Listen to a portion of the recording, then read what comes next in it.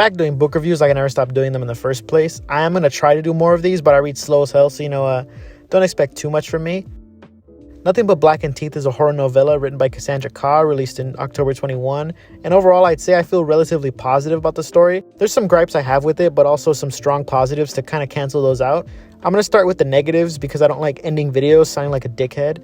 The big issue I had off the bat is the pacing. It isn't horribly bad, like a certain unnamed superhero movie, but it led to some parts where it was a slog to read through. Now, I understand building atmosphere and character interaction so that the impactful and suspenseful moments hit way harder, but I feel there's a way to get those same interactions and build up atmosphere while also allowing the story to pick up a lot earlier, because once the story gets going, I was really invested. Some of the humor also didn't really land for me. Some of it got a chuckle, but for the most part, I didn't really vibe with it too well. I think that's mainly because a good chunk of the jokes come from being self-aware of the situation they're in. Like one line that says, "Cat, this is literally the part where the supporting cast dies." Now, you can argue that not all of these are meant to be jokes, but I'd counter that by saying that they're excusable if they're jokes that I didn't find funny. It's cringy dialogue if they're not meant as jokes at all. That's not to say that every attempt at humor misses. There are some genuinely funny comebacks, snarky comments, and some good dry humor. It's a horror book though, so the comedic aspect of it isn't the major focus anyway. I'm sure the big question anyone has about a horror book is it scary? In short, not really, and I don't mind that personally. It is suspenseful and it has some good mystery to the plot, but at no point is it very scary.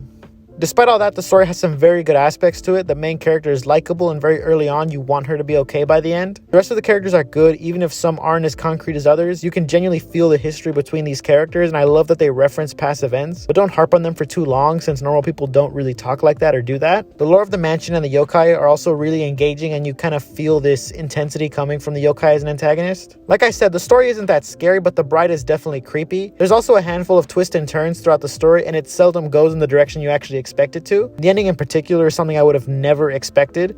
The setting itself is also really well fleshed out. We get a good sense of how this place looks and how gross it actually is. Overall, the novella is good, but while it has some good characters and some interesting twists, I felt pretty average about it by the end. It does a handful of things to set itself apart, but with the overabundance of ghost/haunting type stories out there, I feel like it still could have done more to put itself above the rest. I'd say Nothing But Blackened Teeth is about a 6 out of 10 for me. It's undoubtedly a good story, but it lacks some extra oomph in there to make it an amazing story.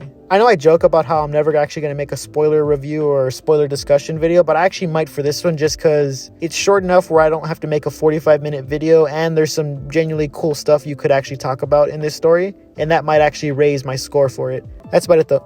See ya.